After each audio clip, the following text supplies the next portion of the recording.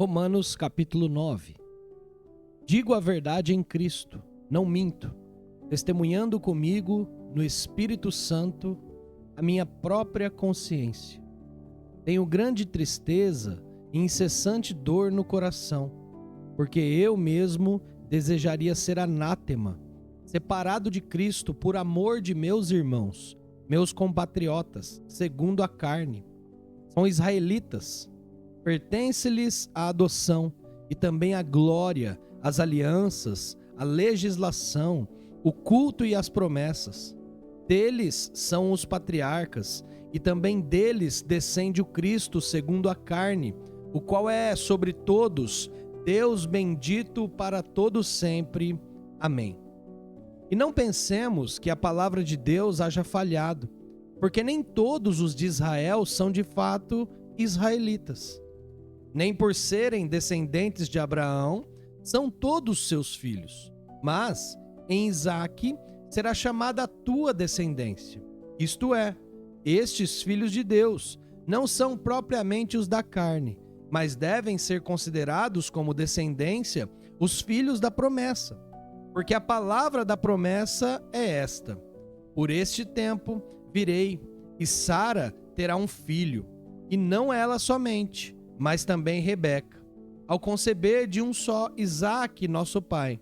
E ainda não eram gêmeos nascidos, nem tinham praticado bem ou mal, para que o propósito de Deus quanto à eleição prevalecesse, não por obras, mas por aquele que chama. Já fora dito a ela: o mais velho será servo do mais moço. Como está escrito: amei Jacó, porém me aborreci de Esaú. E diremos, pois, a injustiça da parte de Deus? De modo nenhum, pois ele diz a Moisés: terei misericórdia de quem me aprouver ter misericórdia, e compadecer-me-ei de quem me aprouver ter compaixão. Sim, pois não depende de quem quer ou de quem corre, mas de Deus usar a sua misericórdia. Porque a Escritura diz a Faraó: para isto mesmo te levantei, para mostrar em ti o meu poder, e para que em meu nome seja anunciado por toda a terra. Logo, ele tem misericórdia de quem quer, e também endurece a quem lhe apraz. Tu, porém, me dirás: de que se queixa ele ainda? Pois quem jamais resistiu à sua vontade? Quem és tu, ó homem, para discutires com Deus? Porventura, pode o objeto perguntar a quem o fez: por que me fizeste assim? Ou não tem o oleiro direito sobre a massa, para do mesmo barro fazer um barro para honra e outro para desonra?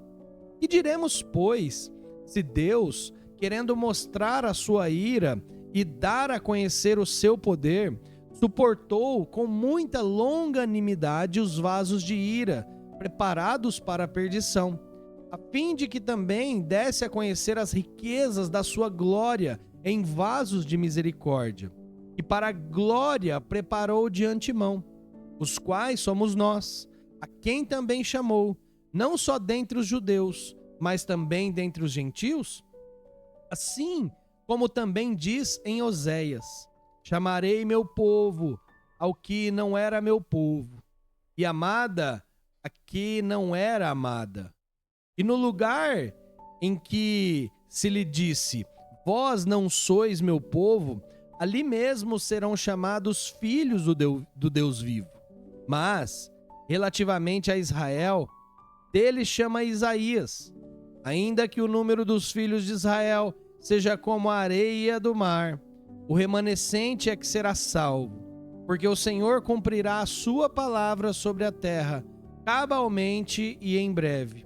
Como Isaías já disse: se o Senhor dos exércitos não nos tivesse deixado descendência, ter-nos-íamos tornado como Sodoma e semelhantes a Gomorra. E diremos, pois, que os gentios que não buscavam a justificação vieram alcançá-la, todavia a que decorre da fé, e Israel, que buscava a lei de justiça, não chegou a atingir essa lei. Por quê? porque não decorreu da fé, e sim como que das obras. Tropeçaram na pedra de tropeço, como está escrito: eis que põe em Sião uma pedra de tropeço e rocha de escândalo, e aquele que nela crê não será confundido. Romanos, capítulo 10. Irmãos, a boa vontade do meu coração e a minha súplica a Deus a favor dele são para que sejam salvos, porque lhes dou o testemunho de que eles têm zelo por Deus, porém, não com entendimento. Porquanto, desconhecendo a justiça de Deus e procurando estabelecer a sua própria, não se sujeitaram à que vem de Deus, porque o fim da lei é Cristo, para a justiça de todo aquele que crê. Ora, Moisés escreveu que o homem que praticar a justiça decorrente da lei viverá por ela. Mas a justiça decorrente da fé assim diz: não perguntes em teu coração, quem subirá ao céu? Isto é, para trazer do alto a Cristo, ou quem descerá ao abismo? Isto é, para levantar Cristo dentre os mortos. Porém, que se diz: a palavra está perto de ti, na tua boca e no teu coração. Isto é, a palavra da fé que pregamos. Se com tua boca confessares Jesus como Senhor, e em teu coração creres que Deus o ressuscitou dentre os mortos, serás salvo. Porque com o coração se crê para a justiça, e com a boca se confessa a respeito da salvação. Porquanto, a Escritura diz: todo aquele que nele crê não será confundido, pois não há distinção entre judeu e grego, uma vez que o mesmo é o Senhor de todos, rico para com todos os que invocam. Porque todo aquele que invocar o nome do Senhor será salvo. Como, porém, invocarão aquele em que não creram? E como crerão naquele em que nada ouviram? E como ouvirão se não há quem pregue? E como pregarão se não forem enviados? Como está escrito: quão formosos são os pés dos que anunciam coisas boas. Mas nem todos obedeceram ao evangelho, pois Isaías diz: Senhor, quem acreditou na nossa pregação? E assim, a fé vem pela pregação, e a pregação pela palavra de Cristo. Mas pergunto: porventura não ouviram? Sim, por certo, toda a terra se fez ouvir a sua voz e as suas palavras, até aos confins do mundo. Pergunto mais: porventura não terá chegado isso ao conhecimento de Israel? Moisés já dizia: eu vos porei em ciúmes com um povo que não é nação, com gente insensata eu vos provocarei a ira. E Isaías, mais uma vez, se atreve e diz: fui achado pelos que não me procuravam, revelei-me aos que não perguntavam por mim. Quanto a Israel, porém, diz: todo dia estendi as mãos a um povo rebelde e contradizente. Romanos 11. Pergunto, pois, terá Deus porventura rejeitado o seu povo? De modo nenhum, porque eu também sou israelita, da descendência de Abraão, da tribo de Benjamim. Deus não rejeitou o seu povo, a quem de antemão conheceu. Ou não sabeis que as Escrituras referem a respeito de Elias, como insta perante Deus contra Israel, dizendo: Senhor, mataram os teus profetas, arrasaram os teus altares, e só eu fiquei, e procuraram tirar minha vida. E lhe disse, porém, a resposta divina: reservei para mim 7.000 homens que não dobraram os joelhos diante de Baal. Assim, pois, também agora, no tempo de hoje, sobrevive um remanescente segundo a eleição da graça. E se é pela graça, já não é pelas obras. Do contrário, a graça já não é graça.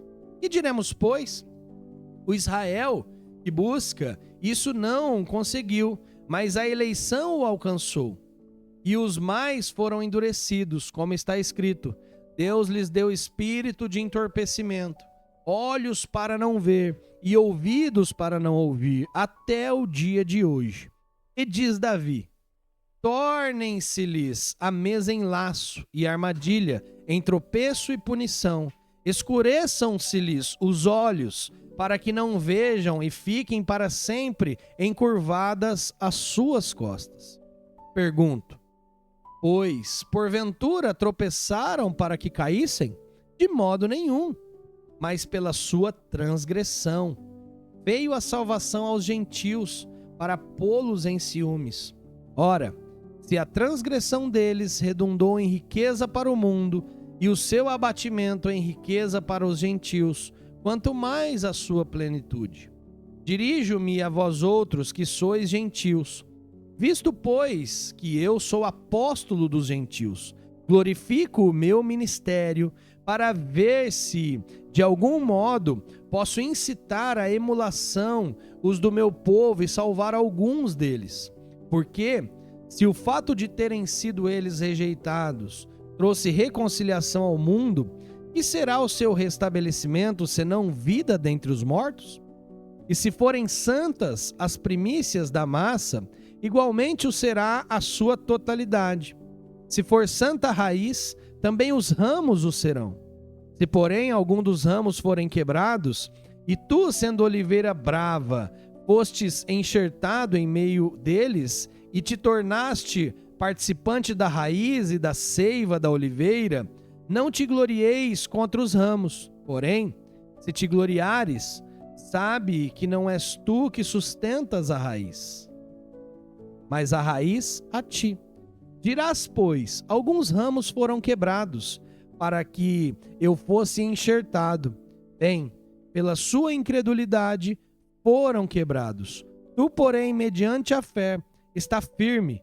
Não te ensoberbeças, mas teme.